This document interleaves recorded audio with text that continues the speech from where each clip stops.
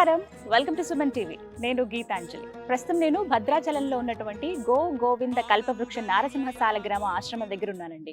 ఈ ఆశ్రమం భద్రాచలం రాముల వారి సన్నిధికి అతి దగ్గరలోనే, అంటే కేవలం 100 మీటర్ల దూరంలోనే ఉంటుంది. సుమన్ టీవీ వ్యూవర్స్ కి చాలా మందికి తెలుసు. ఇప్పటికీ ఈ ఆశ్రమాన్ని చాలా మంది సందర్శించారు, ఆ స్వామివారిని దర్శించుకున్నారు కూడా. ఎంతోమంది ముడుపులు కట్టి స్వామివారికి మొక్కులు కూడా చెల్లించుకున్నారు. ఇందులో భాగంగా ఈ ఆశ్రమంలో ప్రతినిత్యం ఏదో ఒకటి విశేషంగా పూజలు జరుగుతూనే ఉంటాయండి. త్వరలో రాబోతున్న ఏరువాక పున్నమికి ఎంతో విశేషవంతమైన పూజా కార్యక్రమాలు చేస్తున్నారు.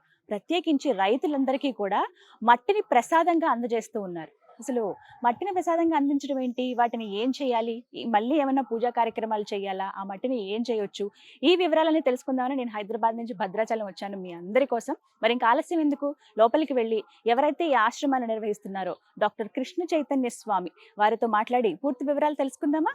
అలాగే ఆ నృసింహస్వామిని కూడా దర్శించుకుందాం, రండి. ఇష్టప్రదాయక గోవింద ఈప్సిత వరదా గోవింద. నమస్కారం గురుగారు, ఎలా ఉన్నారు? చాలా సంతోషం మళ్ళీ కలవటం. స్వామి ప్రతి నెల రోజులకు ఒకసారి మిమ్మల్ని పిలిపిస్తున్నారు. అదే అనిపిస్తుంది, ఆ అనుగ్రహం ఉంది మా పైన వారిది. దానికన్నా ఇంకా ప్రత్యేకంగా మాట్లాడుకోవాలి మీ గురించి అండి.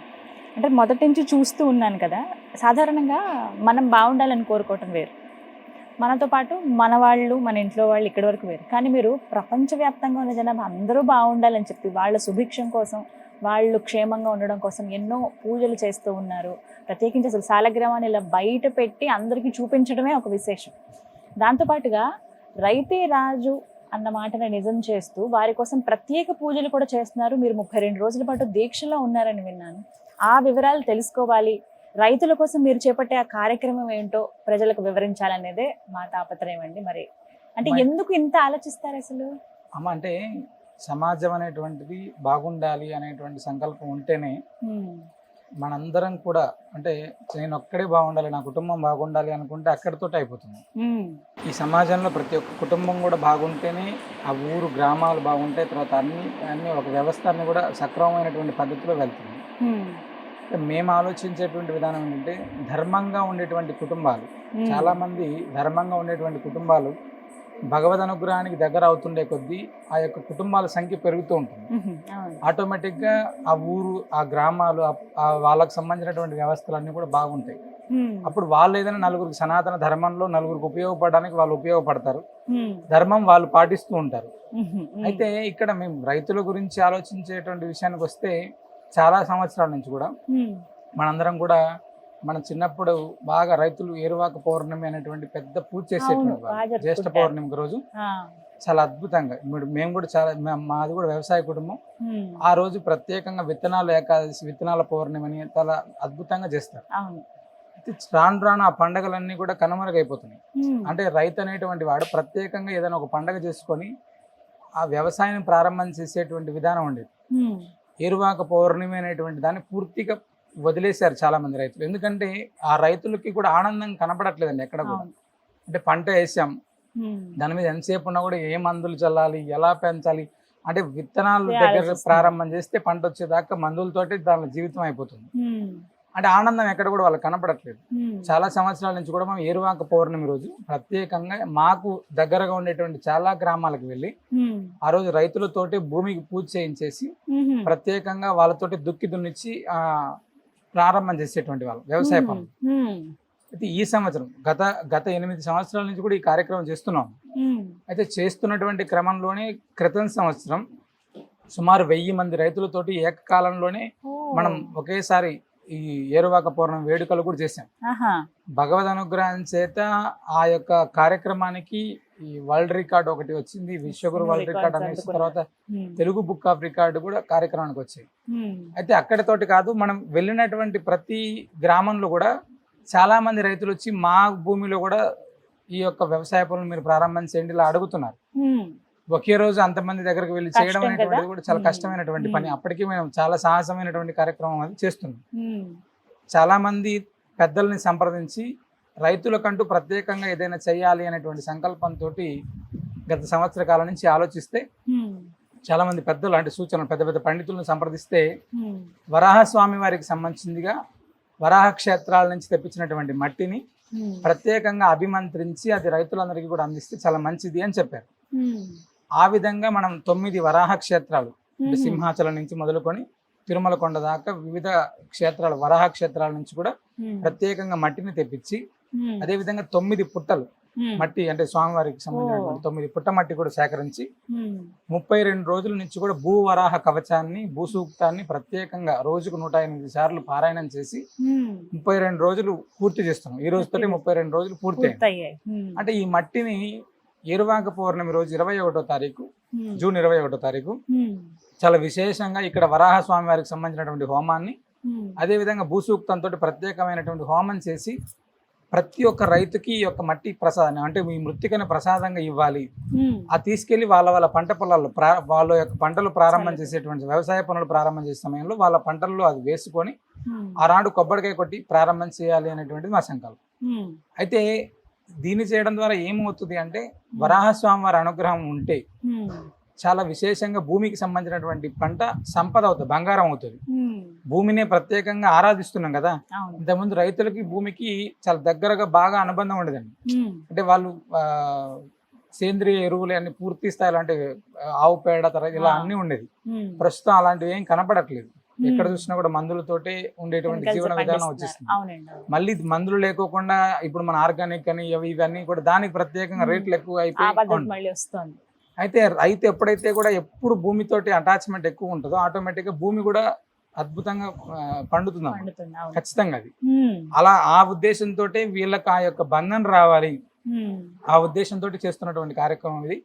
కొన్ని లక్షలాది మందికి ఆనాటి నుంచి ఒక 3 రోజుల కాలం పాటు ఏరువాక పౌర్ణమి నుంచి ఒక 3 రోజుల కాలం పాటు ఈ మట్టిని ప్రసాదంగా అందించేటువంటి కార్యక్రమం చేస్తున్నాం. గురుగారు ఇక్కడ మట్టి చూస్తున్నాను, ప్రత్యేకంగా పూజ కూడా చేశారు. అసలు ఏంటండి విశేషం? అందులో మృగశిర కార్తె ఆ రోజు ప్రత్యేకం అని అంటున్నారు కదా, వాటి గురించి వివరించండి. అంటే మృగశిర కార్తె అనేటువంటిది అంటే రైతులు అందరూ కూడా చాలా మంది వ్యవసాయ పనులు ప్రారంభం చేయడానికి మృగశిర కార్తెలోనే చాలా విశేషమైనటువంటి వర్షాలు పండుతాయని చెప్పి మనకు పెద్దల నుంచి వస్తున్నటువంటి మృగశిర కార్తె నుంచి కూడా 32 రోజుల ముందు నుంచి ప్రత్యేకంగా 9 వరాహ క్షేత్రాల నుంచి తెప్పించినటువంటి మట్టి అమ్మ ఇదంతా కూడా 9 పుట్టల నుంచి 9 వరాహ క్షేత్రాల నుంచి కూడా అంటే సింహాచలం నుంచి తిరుమల దాకా అవన్నీ వివిధ క్షేత్రాలు. సింహాచలం ఒకటి, సింగరాయకొండ ఒకటి, తర్వాత తిరుమల, అహోబిలం, శ్రీముష్ణం తమిళనాడులో ఇలా 9 క్షేత్రాల నుంచి కూడా మనం ప్రత్యేకంగా తెప్పించినటువంటి మట్టి ఇది. అదే విధంగా 9 పుట్టలు ఆ పుట్టల నుంచి సేకరించినటువంటి మట్టి అమ్మ ప్రత్యేకంగా పూజ చేసి తెచ్చినటువంటి మట్టి ఇది. దీన్ని విశేషంగా 32 రోజుల కాలం పాటు ప్రత్యేకంగా భూవరాహ స్వామివారికి సంబంధించినటువంటి కవచము భూసూక్తాన్ని ప్రత్యేకంగా 32 రోజులు రోజు కూడా 108 సార్లు పారాయణం చేసినటువంటి మట్టి ఇది. 108 సార్లు పారాయణం చేస్తారు. ఆ 32 రోజుల పాటు మీరు దీక్షలోనే ఉంటారండి? 32 రోజులు దీక్షగా రోజుకు 108 సార్లు పారాయణం చేసామమ్మా. అంటే రైతులందరూ క్షేమంగా ఉండాలి, మంచి సుభిక్షమైనటువంటి పంటలు పండాలి అనేటువంటి దాంతో చేసినటువంటి పూజ ఇది. దినచర్య ఎలా ఉంటుంది 32 రోజులు కూడా మీకు? అంటే తెల్లవారుజామున 4 గంటల నుంచి పారాయణ 7 గంటల దాకా అవుతుందమ్మా. ప్రత్యేకంగా మట్టికి ప్రతిరోజు పూజ, ఆ వరాహ స్తోత్రంతో ఆరాధన, తర్వాత కల్పవృక్ష నరసింహ స్వామి వారికి విశేషమైనటువంటి అభిషేకం. ఈ 32 రోజుల కాలం పాటు రోజు కూడా అంటే ఏకభుక్తం ఒకటే పూట భోజనం చేస్తూ ఈ 32 రోజులు కూడా చేసాము దీక్ష. పూర్తి అయిపోయిందండి 32 రోజులు? పూర్తి అయిపోయింది ఇవాళతోటి 32 రోజులు. ఈ 32 రోజులు మీరు సూక్తి పారాయణం చేస్తూ దీక్షలో ఉన్నారు, మట్టిని ప్రతినిత్యం పూజ చేస్తూనే ఉన్నారు. 32 రోజులు అంటే నృసింహస్వామి వారి యొక్క బీజాక్షరాల సంఖ్య 32. ఆ బీజాక్షరాల సంఖ్యకు అనుగుణంగా మనం ఈ 32 రోజులు దీక్ష తీసుకొని చేసినాం. ఆ సంఖ్యకి సరిపోయేది. ప్రతి సంవత్సరం ఇదే విధంగా చేస్తారు కదండి? ప్రతి సంవత్సరం కూడా మనం రైతుల దగ్గరికే వెళ్ళి ఏరువాక పౌర్ణమి రోజు విశేషమైనటువంటి పూజ చేసి వారికే అక్కడ ఎక్కడ అయితే వాళ్ళ పంట పొలాల్లోనే పూజ చేసేటువంటి విధానం ఉంది. అయితే ప్రతి సంవత్సరం కూడా మనమే దగ్గరకు వెళ్ళి కొన్ని రైతు కుటుంబాల దగ్గరికి వెళ్ళి చేయడం అవుతుంది. అలా కాకోకుండా ప్రత్యేకంగా అనేక మంది పండితుల్ని తెలుసుకొని వారి ద్వారా సేకరించినటువంటి అంటే సలహాలు సూచనల ద్వారా ఈ సంవత్సరం చాలా విశేషంగా ఈ 32 రోజుల దీక్షగా మనం చేస్తున్నాం ఈ కార్యక్రమాన్ని. అంటే కొన్ని లక్షల రైతు కుటుంబాలకి ఈ యొక్క మట్టిని అందించాలి అనేటువంటి సంకల్పంతో చేస్తున్నాం. ఇంతకు ముందు కేవలం అక్కడికే వెళ్ళి ఇచ్చేవాళ్ళు, కానీ ఇప్పుడు ఎలా అండి? మరి చూసేటువంటి చాలా మంది రైతన్నలు ఉన్నారు, వాళ్ళు పంట పొలాలు ఇబ్బంది పడుతున్న వాళ్ళు ఉన్నారు. మా పొలంలో కూడా చక్కగా పంట పండితే బాగుంటుందని అంటే వాళ్ళకి అందిస్తారా? ఏంటి మీ ఆలోచన అసలు? అంటే ఇక్కడ ఈ యొక్క మట్టిని ఏరువాక పౌర్ణమి రోజు అంటే రైతులందరూ కూడా ప్రత్యేకంగా వాళ్ళకి ఏదైనా పండగ ఉందంటే మనం సంక్రాంతి పండగ అని చెప్తాం. పంట పండిన తర్వాత పంట ప్రారంభమయ్యేటువంటి సమయంలో ప్రతి రైతు కూడా ఏరువాక పౌర్ణమి చాలా విశేషంగా పూజ చేసుకునేటువంటిది ఉండేమో గతంలో. అవును. ఇప్పుడు అదంతా కూడా చాలా మంది మారిపోతుంది. మనం ఈ సంవత్సరం ఏరువాక పౌర్ణమి రోజు ప్రత్యేకంగా రైతుల కోసమే, రైతుల క్షేమం కోసమే వారు ప్రత్యక్షంగా పాల్గొనేటువంటి విధంగా మనం కల్పవృక్ష నరసింహ సాలగ్రామ ఆశ్రమంలో భూవరాహ స్వామివారి యొక్క మూలమంత్రంతో హోమం చేస్తున్నాం. అదేవిధంగా భూసూక్తంతో అంటే భూదేవికి ప్రత్యేకమైనటువంటి హోమం చేస్తున్నాం. ఈ చేసినటువంటి తర్వాత కల్పవృక్ష నరసింహ స్వామివారి యొక్క అభిషేకం అయిన తర్వాత ఆనాటి నుంచి ఒక 3 రోజుల కాలం పాటు ఎంతమంది ఎన్ని లక్షల మంది రైతులు వచ్చినప్పటికీ కూడా ఈ యొక్క ప్రసాదాన్ని వారికి అందించేటువంటి ప్రయత్నం చేస్తున్నాము. 21 జూన్ 21 మాత్రం ప్రత్యేకమైనటువంటి రైతుల కోసం మాత్రమే. అంటే రైతన్నలు పండించేటువంటి పంట మంచిగా పండాలి, వారికి మంచి ధరలు రావాలి, సకాలంలో వర్షాలు కురవాలి, ప్రకృతి వైపరీత్యాలు అనేటువంటివి ఉండకూడదు అనేటువంటి సంకల్పంతో మనం చేస్తున్నాం. వీళ్ళు పంట వేస్తే పంటలో ఏదో రకమైనటువంటి ఇబ్బంది రావడము, లేదా ప్రకృతి వైపరీత్యాలు రావడము, లేదా రేటు ధర లేకపోవడము, ఏదో ఒకటి జరిగి ఇబ్బంది పడుతున్నారు. అలాంటివన్నీ కూడా వరాహస్వామి వారి యొక్క అనుగ్రహం చేత అవి ఏమి ఉండకూడదు, రైతు అనేటువంటి వాడు బాగుండాలి అనేటువంటి సంకల్పంతో చేస్తున్నాం కార్యక్రమం. మంచి సంకల్పంతో ప్రారంభించారండి, చేస్తూ ఉన్నారు. కానీ ఇవి రైతన్నలకి ఎలా అందిస్తారు? అందజేసే కార్యక్రమం ఎప్పుడు?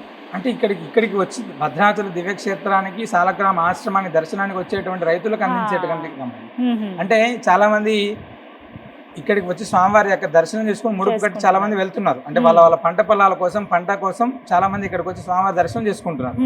అలాంటి రైతన్నలందరికీ కూడా ఈ విషయాన్ని తెలియజేసి ఆనాడు జరిగేటువంటి హోమంలో ప్రతి ఒక్కరు కూడా పాల్గొనేటువంటి విధంగా ప్రచారం చేస్తున్నాం. ఆ విధంగా వాళ్ళు వచ్చినటువంటి రైతన్నలందరికీ కూడా ఈ ప్రసాదాన్ని అందిస్తాం. విన్నారుగా, ఎవరైతే రైతన్నలు మరీ ముఖ్యంగా ఉంటారో, అలాగే కొంతమంది వాళ్ళకి తెలిసిన వాళ్ళు ఎవరైనా రైతులు ఉన్నారు, వాళ్ళు పొలాలు పండిస్తూ ఉన్నారు, పంట పండటంలో ఇబ్బందిగా ఉంది అనంటే గనక స్వామివారి అనుగ్రహంతో పూజ చేసినటువంటి మట్టిని ఇక్కడ ప్రసాదంగా అందిస్తున్నారండి. మీరు తీసుకువెళ్ళి మీ పంట పొలాల్లో చల్లితే చక్కగా దివ్యంగా పంటలు పండుతాయి అని చెప్తూ ఉన్నారు. ఎవరైతే ఇప్పటివరకు రాలేదో వారు రండి ఆశ్రమానికి. పూర్తి అడ్రస్ నేను స్క్రీన్ మీద డిస్ప్లే చేస్తాను మీకు. భద్రాచలం రాములవారి ఆలయానికి 100 అడుగుల దూరం అంతే, మరీ దూరం కూడా ఉండదు. అందరికీ చాలా మందికి తెలుసు. వచ్చిన వాళ్ళు మళ్ళీ వచ్చి మీరు సందర్శించండి, మట్టిని తీసుకువెళ్ళండి. రాని వాళ్ళకు కూడా మీరు చెప్తే వాళ్ళకి ఎంతో ఉపయోగపడుతుంది. చాలా మంచి ఆలోచన అండి ఇదైతే.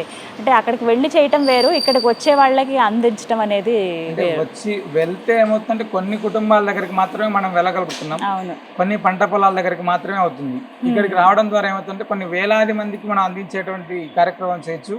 కొన్ని వేల కుటుంబాలకి ఈ యొక్క ప్రసాదం అందితే చాలా, అంటే కొన్ని వేల కుటుంబాల్లో ఒక్క కుటుంబం బాగున్నప్పటికీ కూడా అది ఆనందం కదండి. అంటే ఎవరి ద్వారానో తెలుసుకొని ఇక్కడికి వచ్చి ఆ ప్రసాదం తీసుకున్నటువంటి ఏ కుటుంబం బాగున్నప్పటికీ కూడా అది భగవద్ అనుగ్రహం చేత ఆ పుణ్యం మనకు కూడా వస్తుంది. మేమందరికి చాలా మంది చెప్పేటువంటి విషయం ఏంటంటే ప్రతి ఒక్కరం కూడా, అంటే మానవుడిగా ఉండేటువంటి ఎవరైనా కూడా రైతుతోటి ఖచ్చితంగా లింక్ ఉంటుంది.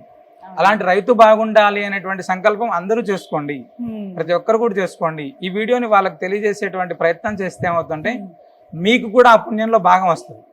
అంటే పుణ్యం చేయడం ప్రత్యక్షంగా మన రైతులకు వెళ్ళి సాయం చేయకపోయినప్పటికీ కూడా మనం చాలా సినిమాలు చూస్తుంటాం, లేదా ఏదైనా వార్తలు చూసినప్పుడు మనం అనుకుంటాం రైతు బాగుండాలి, లేదా రైతు ఆత్మహత్యలు జరగకూడదు, ఇలాంటి మనం అనుకుంటుంటాం.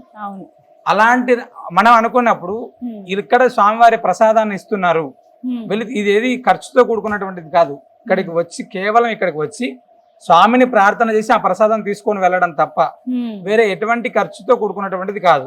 కాబట్టి మనం కూడా కొంతమంది, అంటే ఈ చూసేటువంటి వాళ్ళందరికీ కూడా మేము చేసేటువంటి విజ్ఞప్తి ఏంటంటే మీరు కూడా రైతు కుటుంబాలకు తెలియజేసేటువంటి ప్రయత్నం చేయండి.